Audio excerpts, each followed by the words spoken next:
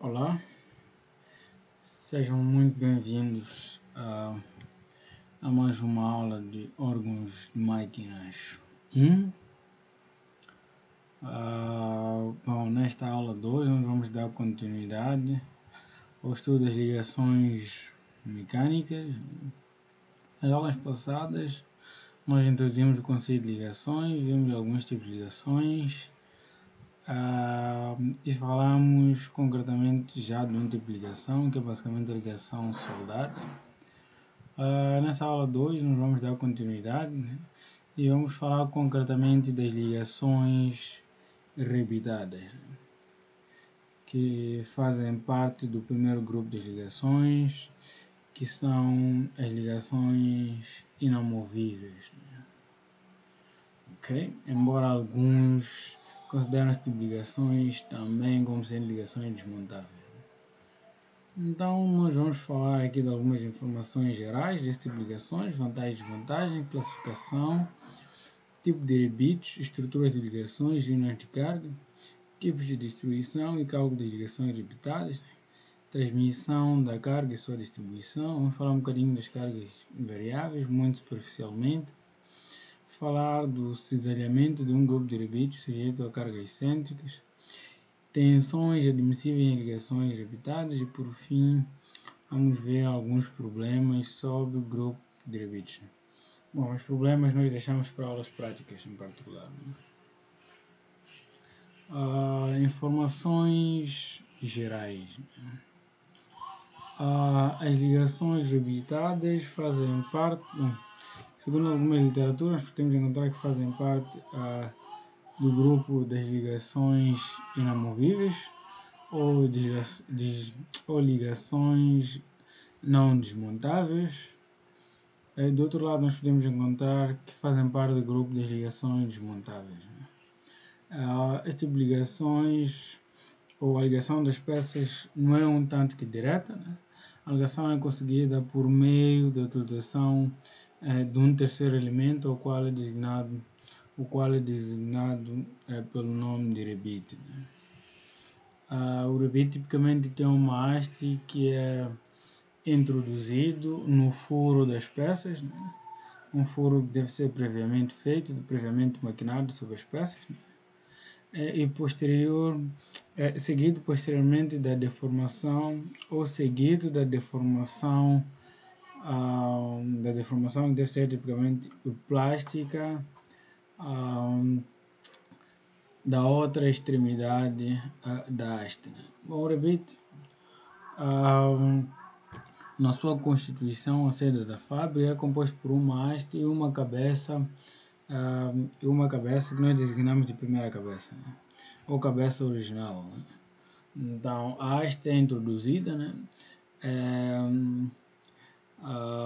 E é fixo sobre a primeira cabeça ou a cabeça original do rebite, e deforma-se a outra extremidade da haste para a criação da segunda cabeça, e dessa forma, ao deformar-se, cria-se a ligação, né?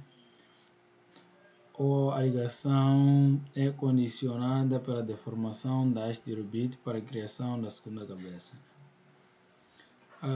Este tipo de ligações são menos utilizadas em comparação com as ligações por soldadura,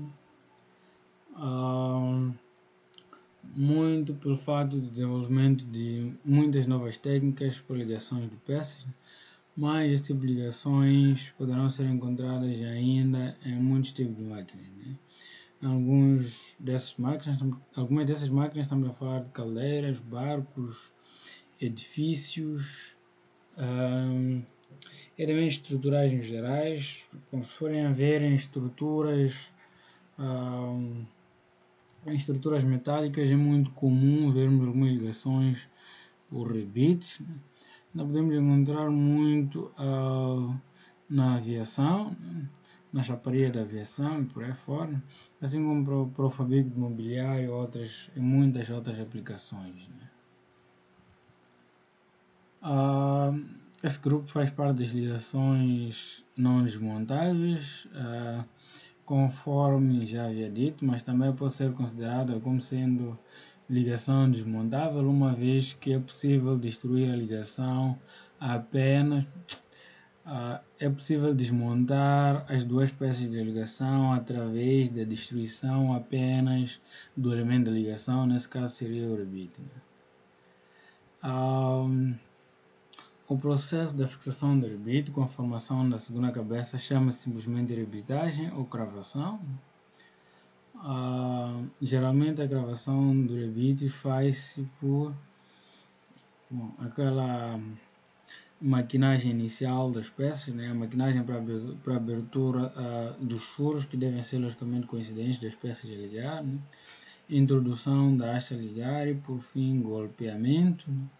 Ou criação da segunda cabeça, né? Golpeamento da haste para a criação da segunda cabeça, né? Durante o golpeamento forma-se a tal segunda cabeça, que é chamada cabeça de travamento, cabeça golpeada ou ainda cabeça rebitada, né?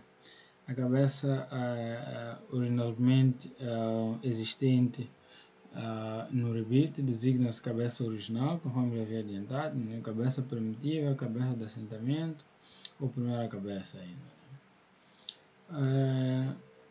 Note que existem vários métodos para a cravação dos rebites. E alguns desses métodos podem ser tanto a frio assim como a quente, né? Para rebites de aço, com diâmetro de até 12 mm, ou para rebites de ligas leves, tipo cobre, latão e por aí fora, a cravação na segunda cabeça pode ser feita a frio, né? Para rebites de aço com dimensões maiores, a cravação na segunda cabeça é condicionada ao pré-aquecimento do rebite até a temperatura ao rubro, né? Que é basicamente uma temperatura em que o material é facilmente deformável, né? E dessa forma poderemos criar a segunda cabeça, né? A rebitagem pode ser um processo tipicamente manual, por meio de um martelo, né? Ou ainda pode ser um processo mecanizado, né? Por meio de uma prensa, né? Com a rebitagem mecanizada, a qualidade da rebitagem melhora, né? Com a rebitagem mecanizada, a qualidade da rebitagem melhora e o processo é mais econômico, mais rápido e mais consistente, né? Bom, é lógico, né? A qualidade é tipicamente uniforme, o processo é mais econômico, uma vez que já em apenas uma hora de trabalho nós podemos criar N ligações rebitadas, né? É muito mais consistente, né? A qualidade é um tanto que uniforme para todas as peças, né? A única desvantagem nesse tipo de rebitagem, tipicamente mecânico, é necessário, além dos elementos principais como suporte as peças do rebite, o punção, que também designa-se por embutidor, é necessário também a utilização de um sujeitador, né? Que é para controlar ou que serve de guia para um embutidor, né? E ao passo que na rebitagem manual apenas precisamos do suporte, né?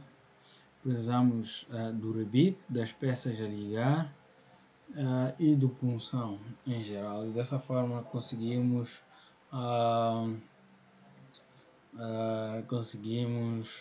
fazer a cravação da segunda cabeça do rebite. É um processo manual, leva mais tempo, tem a desvantagem de que a qualidade não é uniforme por aí fora. A qualidade é um tanto que reduzida em comparação com o processo mecânico.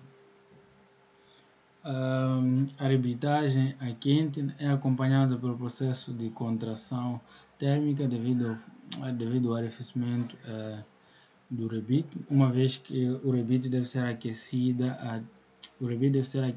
até a temperatura ao rubro.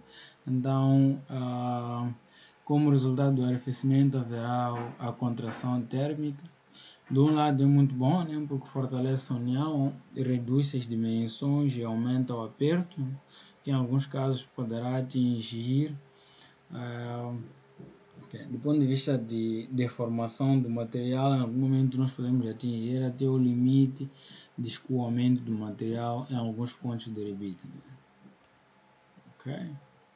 Bom, o que é bom do ponto de vista da aperto, mas ao mesmo tempo, devido a essa contração da haste, né, que tende a reduzir o seu diâmetro, acaba criando alguma folga ou acaba gerando alguma folga entre a haste do Revit e as peças ligadas, né?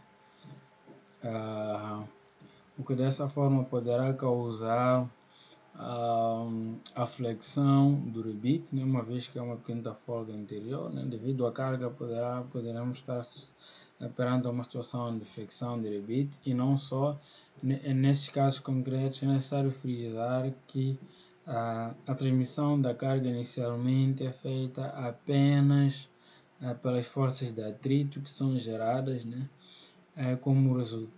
que são geradas pela interação das superfícies da cabeça, das duas cabeças de Revit com as superfícies das peças a ligar. Temos logicamente algumas vantagens e desvantagens. Uma das vantagens em comparação com as ligações soldadas é um bom comportamento na presença de cargas pulsantes, né? Um pouco melhor que as ligações soldadas, né? A execução é geralmente simples e pouco dispendiosa, em particular quando estamos perante uma produção em massa. Temos a possibilidade de utilização para unir peças de materiais distintos, né? No caso concreto das ligações soldadas, dizíamos que a união de peças de materiais distintos era um tanto complicado, uma vez que a ligação soldada é comumente aplicada para a união de peças do mesmo material. Nesse caso concreto, caso de ligações repitadas, poderíamos unir peças do mesmo material e não só, né? Tem um controle de qualidade um tanto que simples, né? Temos a possibilidade de desfazer a ligação apenas pela destruição do Revit, né? O fato de tornar, que é a causa que torna a ligação desmontável, entre aspas, né? Tem a vantagem de que a destruição de apenas um único Revit não é diretamente propagável para os restantes Revits, né? É verdade que a destruição de um Revit poderá piorar o carregamento dos outros, mas a destruição não é tipicamente propagável de uma forma direta para os outros Revits, em comparação, por exemplo, da ligação soldada, que uma vez que inicia o processo de ruptura do cordão de soldadura, poderá se propagar com alguma facilidade ao longo de todo o comprimento do cordão de soldadura, né? Como desvantagens, temos relativamente um grande gasto de material e de mão de obra, né? Para as operações auxiliares, como por exemplo marcar, furação, mandrilagem e mandrilagem dos furos, né? Também é gasto de material, né? 3,5 a 4% da massa da construção atribui-se aos Revits, ao passo que na ligação rebitada temos uma adição de material, temos um gasto de material de apenas 1 a 1,5 da junta soldada. Temos a debilitação do grau de resistência do material por causa da criação dos furos, poderá reduzir a resistência de até 13 a 45% da resistência inicial, né? O que é maior em comparação com a ligação reabilitada, que cria uma debilitação do material na ordem de 10 a 40%. Tem uma menor produtibilidade que a ligação soldada, né? Bom, embora quando estamos esperando uma produção em massa, a produtividade é um tanto que considerável, né? Quanto à classificação, igualmente a classificação das ligações soldadas, nós podemos encontrar basicamente a mesma forma de classificação para as ligações reabilitadas. Falamos de ligações, podemos encontrar ligações resistentes, que devem suportar cargas tipicamente bastante, significativas, né? Como por exemplo o caso de estruturas metálicas, estruturas proponentes, algumas máquinas e por aí fora, né? Temos as ligações estanques, né? Que devem garantir basicamente a hermeticidade, né? Para reservatórios de baixa pressão, por exemplo, e temos ligações resistentes e herméticas, né? Estamos a falar de caldeiras, coletores de gás, tanques de pressão, tanques e vasos de pressão e por aí fora, né? Neste tipo de ligações nós podemos identificar basicamente dois tipos de ligações. Ligação de topo, né? Em que as peças a ligar estão dispostas basicamente tipo topo a topo, né? É verdade que com uma cobre-junta, né? Topo a topo, a ligação é conseguida por meio de uma cobre-junta, assim como a disposição das peças topo a topo e a produção, a ligação das peças é conseguida por meio da utilização de duas cobre-juntas, assim como podemos ligar diretamente as peças, né? E criando uma ligação sobreposta. Ok?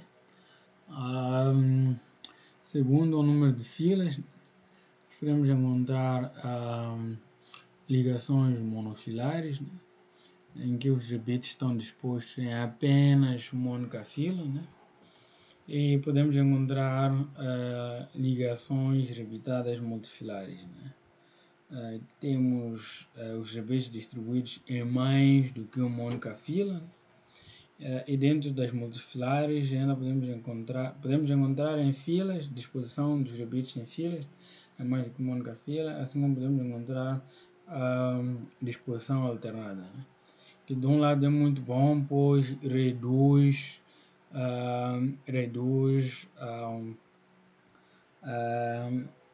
o fenômeno da redução da resistência devido à criação dos furos, né? Como pode-se ver, cria-se apenas um único furo, né? Nessa secção, outro, e assim sucessivamente, né? Ok? Temos aqui algumas variantes, né? Da constituição das ligações rebitadas, né? Algumas delas já falamos. Sobrepostas, né? Temos aqui várias formas, apenas uma única fila, monofilar. Temos aqui multifilares, né? Que os rebites estão dispostos em filas, e ainda temos aqui disposição intercalar, né? Ou alternada, né? Disposição intercalar ou alternada dos rebites, né? Okay. E ainda temos ligação de tipo topo a topo com cobre junta, né? Também basicamente pode-se usar a mesma sequência, né? Multifilares, né? Aqui temos apenas uma única cobre-junta, né? Multifilares com apenas uma única cobre-junta, ou por outra em filas com uma única cobre-junta. Também temos em fila, mas com duas cobre-juntas. Aqui temos uma distribuição intercalada ou simplesmente alternada.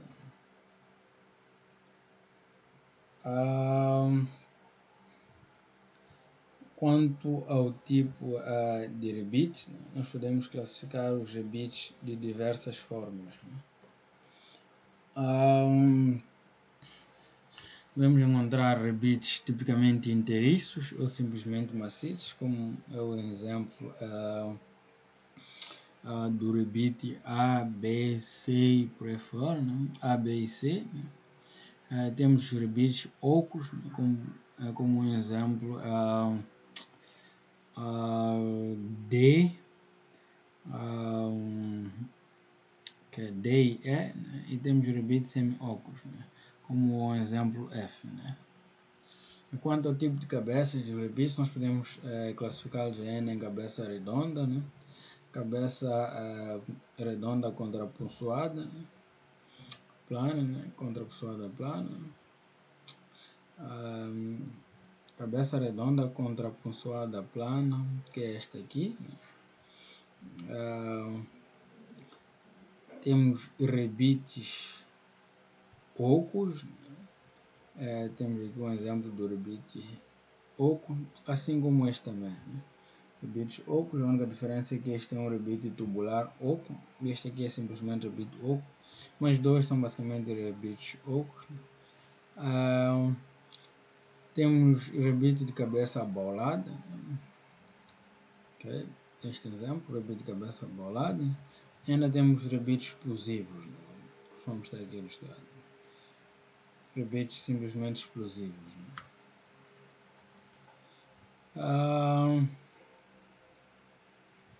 Materiais para ligações rebitadas. Bom, sempre que possível, o material do rebite deve ser igual ao material das peças a ligar, para evitar que haja criação de pares galvânicos que poderão acelerar a corrosão eletroquímica, ou simplesmente a corrosão galvânica, que ocorre em materiais diferentes. O coeficiente de dilatação térmica do material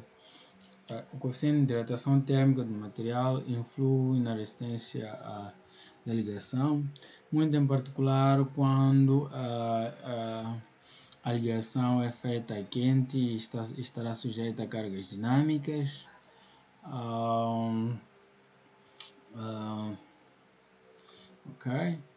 E associada a essas cargas dinâmicas, a dilatação e a contração térmica poderá influenciar diretamente no processo do alívio do aperto. Temos dilatações, contrações térmicas, temos cargas dinâmicas. Como resultado disso, poderá ocorrer o processo de alívio do aperto. Ou por outra, nós teremos que aumentar a frequência pela qual fazemos a manutenção do sistema, que será basicamente substituição de rebites pelos novos, e por aí fora.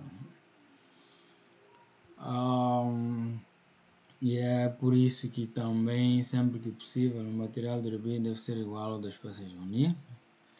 Os rebites são tipicamente feitos de aços maciços, aço 2, aço 3, ou simplesmente aços de baixo teor de carbono, aço 2, aço 3 e por aí fora.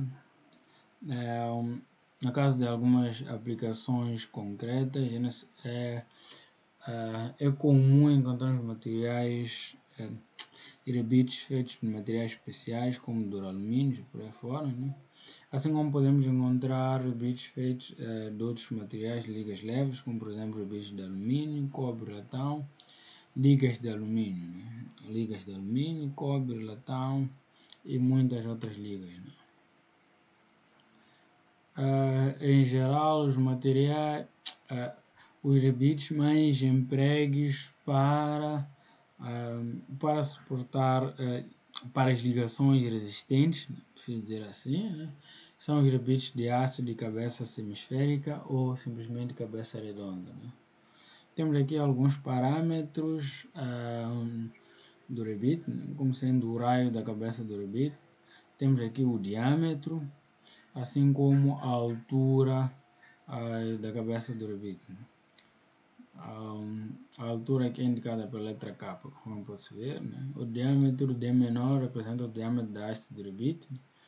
O diâmetro D maior é o diâmetro será o diâmetro da esfera, da esfera da cabeça do rebite, ou será o diâmetro da cabeça do rebite, simplesmente.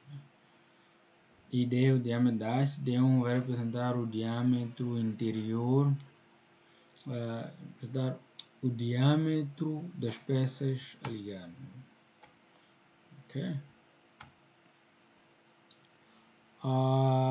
Tipos de cravação.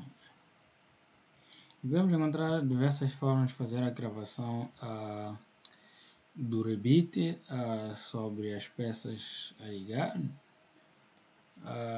Temos aqui algumas dessas recomendações, ou temos aqui algumas dessas formas de fazer a cravação, do rebite, nesse caso, em particular, quando não é possível proceder à formação da segunda cabeça pelos pelas técnicas mais comuns, né? Nós podemos optar algumas técnicas especiais para a criação de segunda cabeça. Temos aqui um exemplo específico, né, que é a gravação da segunda cabeça através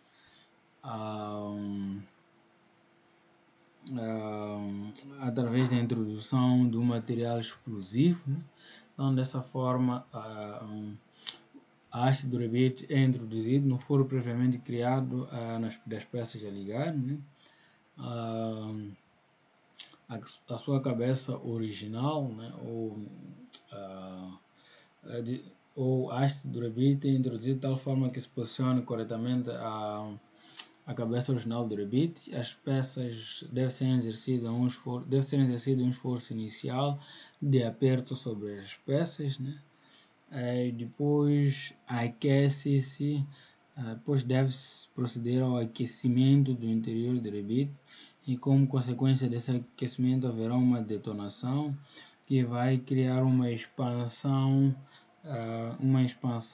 da haste do rebite, que vai se criar dessa forma a expansão da dimensão exterior do rebite que garante o tal aperto garante o tal aperto entre o rebite e as peças, né? Os rebites explosivos poderão ser feitos de alguns materiais como do alumínio, assim como aço ou cromo molibdênio, assim como alguns aços ao carbono, mas alguns aços especiais, né? Temos alguns exemplos de gravação manual, né? Okay? Através de um martelo, né? Gravação manual é um tanto mais complicada, né? E obedece a várias etapas, né? Okay? Conforme pode-se ver, né? Uma, duas, três etapas, né? Em que a etapa final consiste basicamente na criação do formato pretendido na cabeça do rebite. Okay?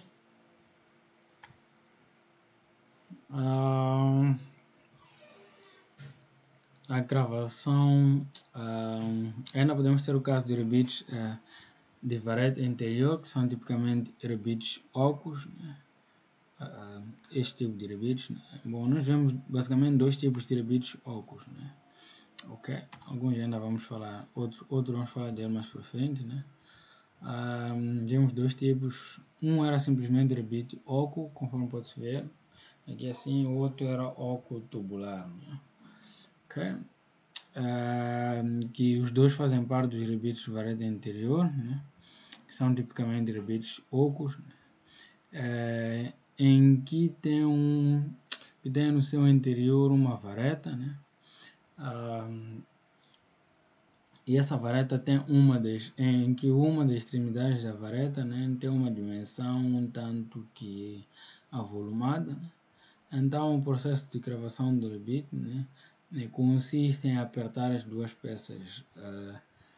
Basicamente apertamos ou posicionamos as duas peças a ligar, né? Introduz-se o rebite. O rebite é basicamente esta peça, né, com esta achura, né?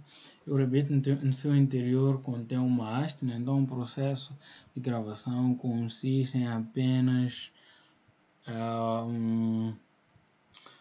puxar a haste interior do rebite, né, para uma direção, né? Nesse caso seria de esquerda para direita. Então puxamos a haste do rebite nessa direção, conforme pode-se ver.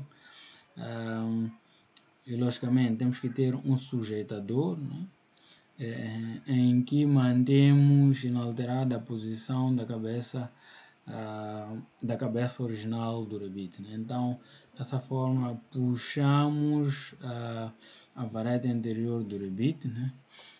E uma vez fixada ou gerada a segunda cabeça entre aspas, né?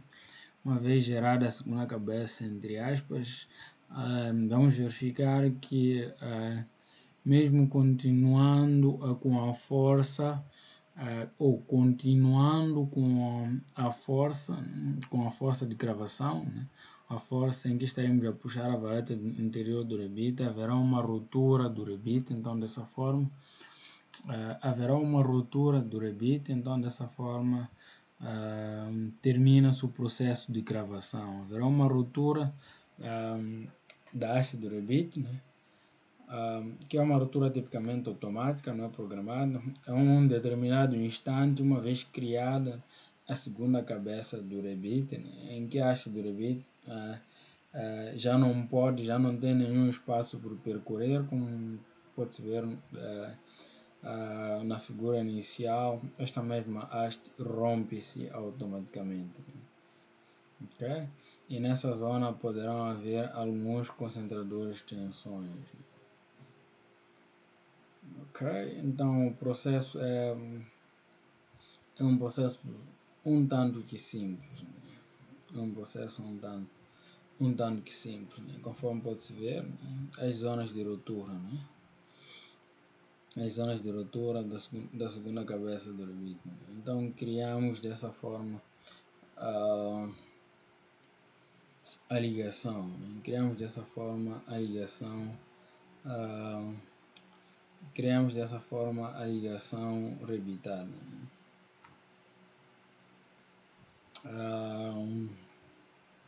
Poderemos ter vários formatos dos rebites ocos ou rebites de vareta interior. Né? Temos aqui um dos exemplos. Né? Perdão.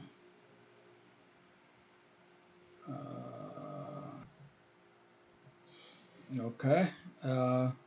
Dizia que os rebites de vareta interior poderão ter vários formatos. Né? Vemos aqui alguns dos formatos dos rebites. Né? Temos aqui ainda mais. Né? Nesse caso, a vareta interior, né, é introduzida de tal forma que deforma ou o rebite, né, é feito de tal forma que permite que haja deformação do mesmo. Né? Então, a introdução da vareta interior consiste na deformação do rebite e criação de uma passagem livre no interior do rebite. Conforme pode-se ver. Né? Então, como resultado da deformação, né, do rebite, acaba gerando o aperto entre as duas peças. Bom, temos aqui o caso mais geral, né, do rebite de vareta interior do tipo tubular, né, em que puxa-se em que a criação da segunda cabeça é gerada através